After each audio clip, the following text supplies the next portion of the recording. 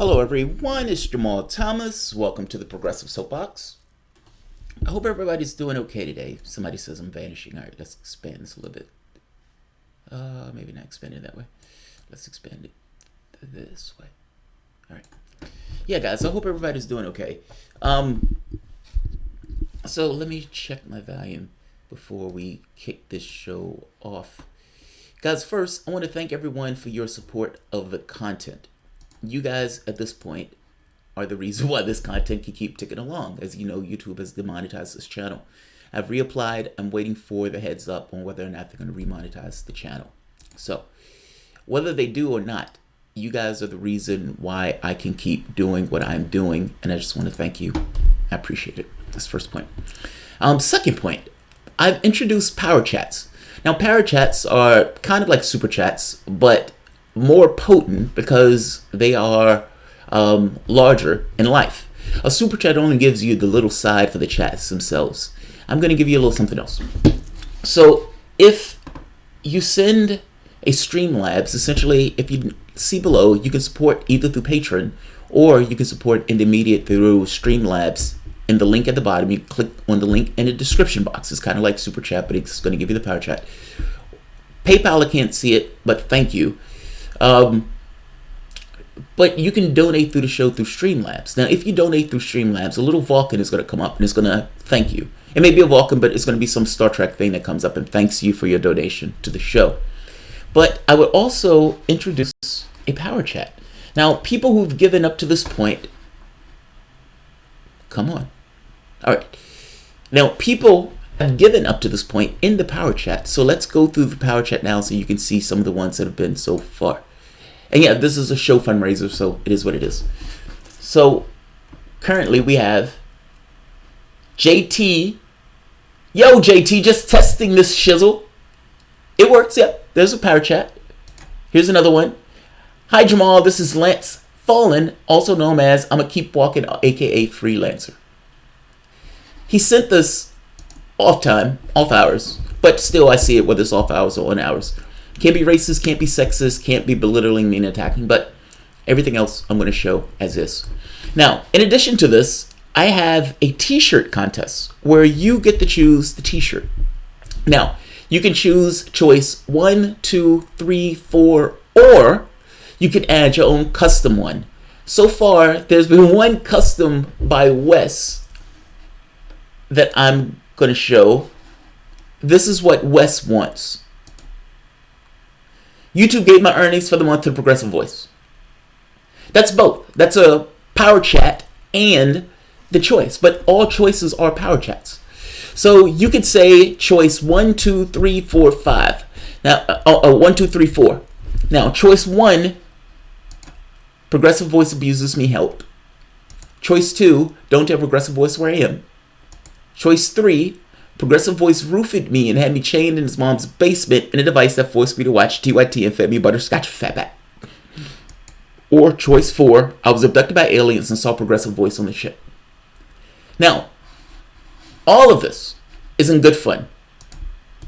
No antagonisms against Progressive Voice. I am joked by several people on the channel, if I'm not mistaken, Gardnome and Luca, about going after Progressive Voice in one of my videos. I guess my point is, this is nothing to do with attacking Progressive Voice. This is all in good fun. I think this is absolutely, and I don't think this is a pejorative on Progressive Voice at all. If I did, I wouldn't do it. But I think this is more self-deprecating, and I think it's funny. So you get to choose which t-shirt you want. 1, 2, 3, 4. This is an auction, so the highest amount ultimately wins. But you can put in any denomination into your Streamlabs. Just put in 1, 2, 3, 4. You can also put in a message for the power chat, and I will show it. But make your choice on which t-shirt you want. I will buy that t-shirt. I would give it to a graphical designer for them to come up with something, and I would wear that t-shirt. The super chat gets to choose 1, 2, 3, or 4 in regards to your choice. Or put in 5 and put in your own in the same way that Wes did. All right. So now that the self-deprecating auction is done, let's get to the show itself. Of all the shows that I do, the one that gives me the most affirmation and what I mean by affirmation, self-affirmation, where I know that what I'm doing is right from a moral standpoint. There's no qualms. I know what I know. I am perfectly okay with doing this. Even if society tells me that I'm wrong in doing so, I am perfectly okay with standing my own and saying, this is true. The shows like that are dealing with war. As an absolute, I tend to think war is wrong. This willful murdering and killing of human beings. As an absolute, I think it's wrong. Now, if I'm a person sitting on the moon and my country is trying to give me humanitarian reasons on why they need to go and kill and murder a lot of people, those better be some damn good humanitarian reasons. The catch for this is, do we honestly believe that what we've been doing in the world for the past 50 years have been under humanitarian grounds? Do we believe that it's been for the best or not? When doing an appraisal of our current situation, particularly involved with the places where we involve ourselves in military conflict, do you honestly believe that this has been for the best? Bring in this moment, Syria. Right now, Idlib province. Right now, in Idlib province, there's a military buildup. For all intents and purposes, the United States, working with Western powers, has supported terrorists in their bid to take down the Syrian government. This is true. I don't think this is even questioned at this point. You may question how the terrorists got their hands on those weapons. You may question whether the United States was directly given ISIS weapons. Whether it's indirect or not, they benefited magnificently off of the assistance that we dropped into that country.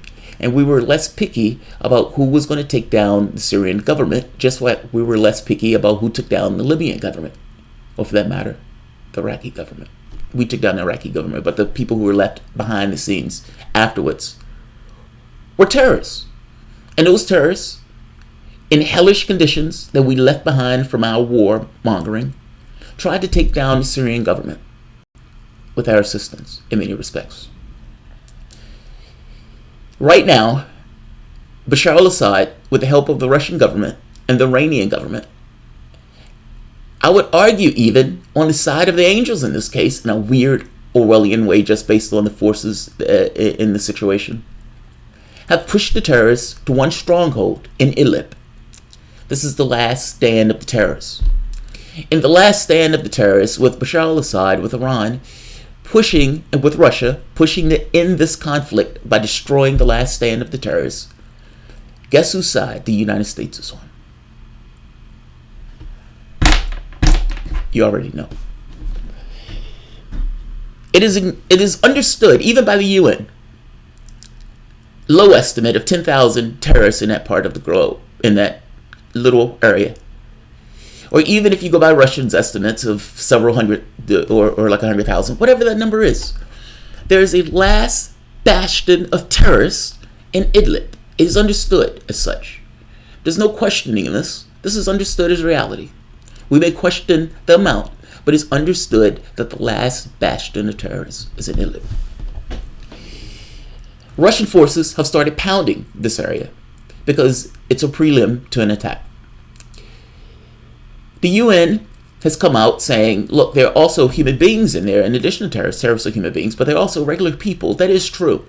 Turkey has come out saying we need a ceasefire. Now, Turkey wants a ceasefire because Turkey wants to be able to attack essentially the Kurds that are in that part of the globe, because Turkey doesn't like the Kurds. This gets into a little weird. I went into this in my last video, so I'm not going to fully go into this in this one. In this video, is something slightly different. Nikki Haley, a couple of weeks ago, with a psychic prediction, said, if there is a terrorist strike in that part of the globe, it would be that the Syrian government did it. That's a little weird. Now, the previous terrorist strike or chemical strike that was told that existed, the UN said, not so much. There were organophosphates. They would find organophosphates in your cupboard because that's table salt. They attacked a country for something that was not proven. That's true. Now, the media and everything else says that there has been a chemical strike, but they have not been able to demonstrate that a chemical strike has taken place. And yet, the United States and Western powers attacked Syria for something that they haven't been able to show has taken place, and that the research into it has shown did not take place. But right off the bat, once again, they're using this trope of a chemical weapons strike. And Nikki Haley, psychic powers, if there's a chemical weapons strike, it will be the Bashar al-Assad government. The shark has been jumped because now the United States is saying there will be a chemical weapons strike. That the Assad government has already said and approved a chemical weapons strike. Washington Wall Street Journal. This is amazing. Right here.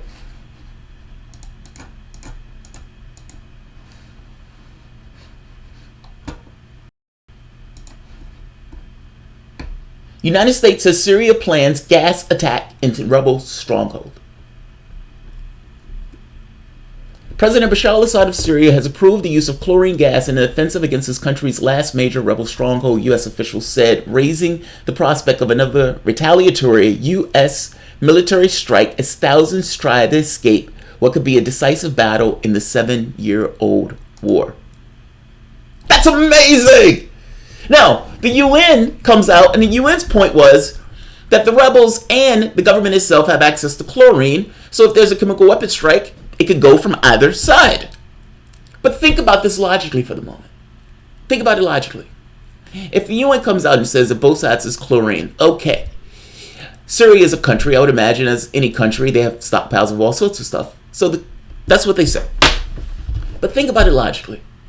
From the standpoint of your person sitting on the moon, there's been a war. The United States, Western powers, have been dumping weapons into the country. Now, independent observers who've done research on this says that the weapons that the terrorists had in their hands go beyond what they could have gotten from the battlefield, meaning that the West have been dumping resources and armaments on the hands of the terrorists. They've used this with the idea of taking down the Syrian government. All right. The Syrian government, with the help of Russia and with the help of Iran, was able to push back Western forces in their takedown of another government. This was regime change. It wasn't somebody was attacking us. This was the United States government, in addition with the Western powers, made the choice to assist in regime change. I want this to be very clear.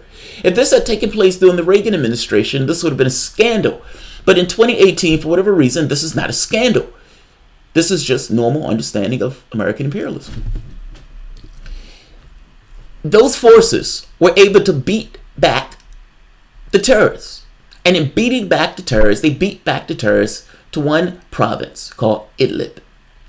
Now, you've taken back the overwhelming majority of your country.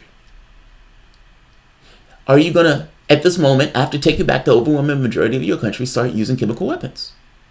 And what would be the reason for you to use chemical weapons when you've already taken back the overwhelming majority of your country? I want you to understand this. The forces that are going to be dropped and dispensed on Idlib are going to go well beyond any capacity of the terrorists to do anything about it. Meaning, they are going to take Idlib, and there's nothing that the terrorists can do to stop it.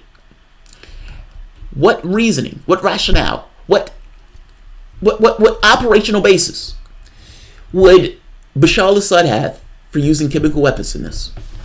I'm asking you, why? Now, the media in this country just says he's a bad guy. And because he's a bad guy, he's such a bad guy that he wants to do things that are just cartoon villainish, that go beyond the military need and the military necessity. Meaning, even when there is no military necessity to do such, he's doing it just because he's a bad guy.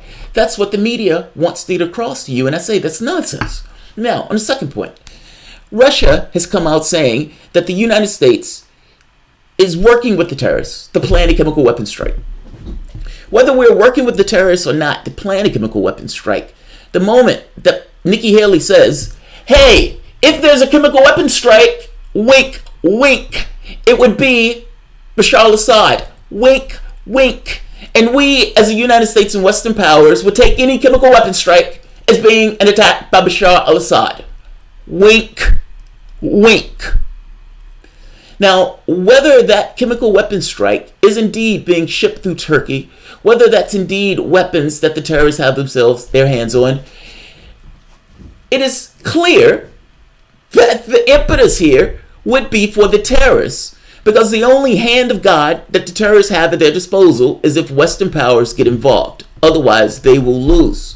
The impetus is purely on the terrorists to do this, because the terrorists wants to get Western powers involved. It is clearly a pretext that the United States wants to use to invest further into the conflict. I'm just trying to get this point across to you that the rationale for this is of the terrorists to do this. It has nothing to do with the Bashar al-Assad government to do this. And that the United States is continually throwing out this stuff of, if this takes place, oh my God, this will take place, then it's trying to create a pretext for them to attack. They want to get further involved in the conflict, and they want to use chemical weapons as a pretext to do so, giving these massive winks for the terrorists to release such to get them invested. Now, here's the catch, and this is where this shit hits the fan. The reality that both sides are putting out in this are in complete conflict with one another. The United States and Russia in this don't agree on the same reality. This is a terrifying reality, whether you realize it or not. People are eating their Cheerios, people are going to work, people are going in their cast, in their roles, missing the point that these roles are just indeed roles and is not tantamount to real reality. It's just a role that you've involved yourself in for issues and reasons of survival. The reality is, and real reality, is that right now there's a conflict in that little part of the globe, Idlib. And in that little part of the globe conflict, Idlib, massive forces, potentially, are at stake. The United States is saying that any chemical weapon strike will be Bashar al-Assad and the Russians. And they will strike. Russia has said, if you strike, we will respond in kind. Understand what I'm saying here, because this is massively important, and this video is going too long. But I'm repeating myself because I want this to be very clear about the gravity of events that's taking place. And I'm putting the articles at the bottom. This is a summary of what's taking place. Both sides, neither, agree on reality as it is. One side says that any chemical weapon strike will be Bashar al-Assad, and they're saying this because they want to have a reason and a pretext to invest themselves in a larger conflict. Russia is saying any chemical weapon strike will be from the terrorists, and then as such, if you strike us, we will have direct reason to strike you back. I don't have to tell you what that is. And the reality of it is, from an international law standpoint, Syria has requested, the actual government of that country has requested Putin and Iran to be in that country. There's been no invitation to the United States to be in that country. The United States is illegally invading that country. And any military operation that the United States engage in will be illegal military operation. The United States is trying to become a law unto itself, and that's nonsense. It is illegally, in another country, taking on military operations. It gets worse. Look at this.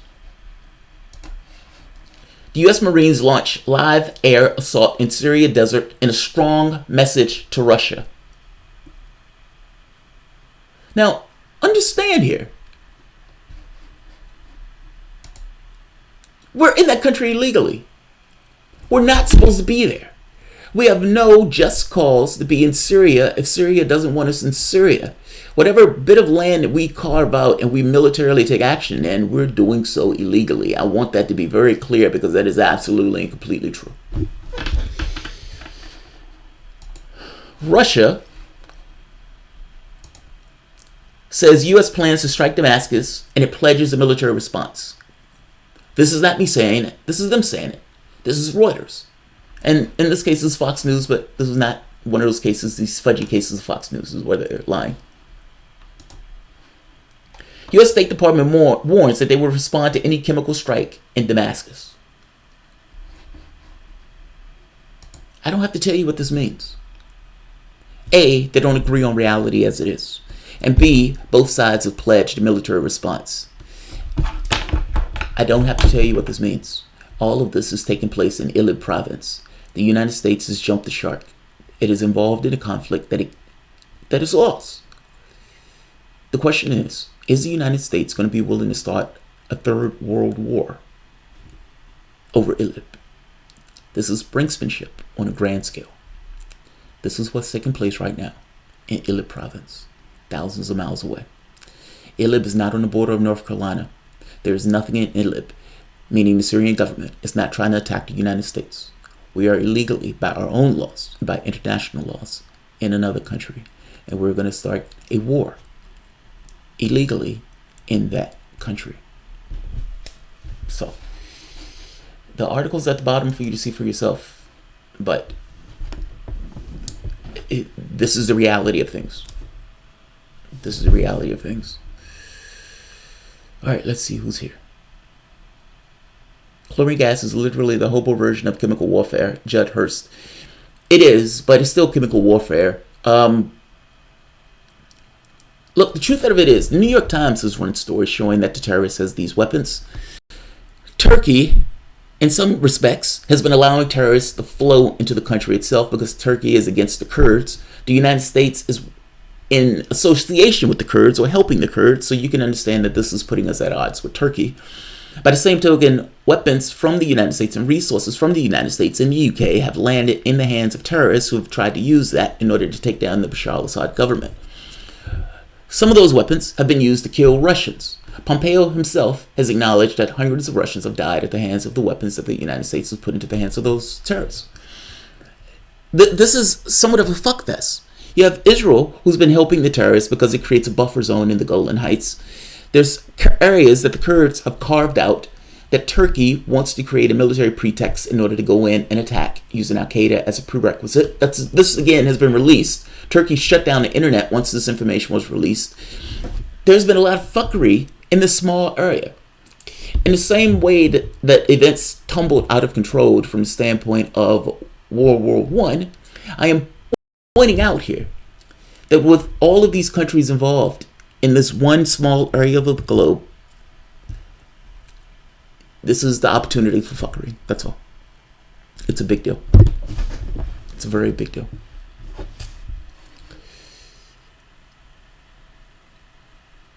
All right. And my stream is in bad shape. So let me kill this and I'm going to restart. Somebody says I can't blink. It's not that I can't blink. I just want to get across the severity of this. And I think looking into the camera, looking the person in the eye who's ever looking at the camera gets across in this real human way, something that's difficult to get across in a digital medium. We believe that our world is solid. And we often think that the roles that we take on are there to be in perpetuity. That's not the case. A war can end this shit tomorrow. I really want to get this across. This is a big fucking deal. We think that there's a certain normality in the way that we go about our affairs because people eat their Cheerios, they drop their kids off, they go to work and they come back home and that's their life. But we are a ball hurling through the cosmos. We can get hit by an asteroid tomorrow and that shit would be done tomorrow, in a day. But we can also fuck ourselves over magnificently by having clowns get us into larger conflicts. Conflicts that they believe that they are somehow separate and distinct from because of the way we've organized ourselves in an economic way. It's a big deal. That's all I'm saying. It's a very big deal. YouTube shutting down pro-Syrian government sites. Yeah, I saw that one. All right, I'm going to end this. I'm going to push this up. If you guys enjoy the content, please feel free to share, like, subscribe. You can always support through Patreon. And like I said, YouTube at this point has demonetized the site. So this site is literally running off the contributions that you guys make either through Patreon or through Streamlabs or PayPal. If you want to support the show, even if it's just $1, please feel free to do so. Every bit helps. For your assistance. Y'all have a good one. And pay attention to your government. It matters.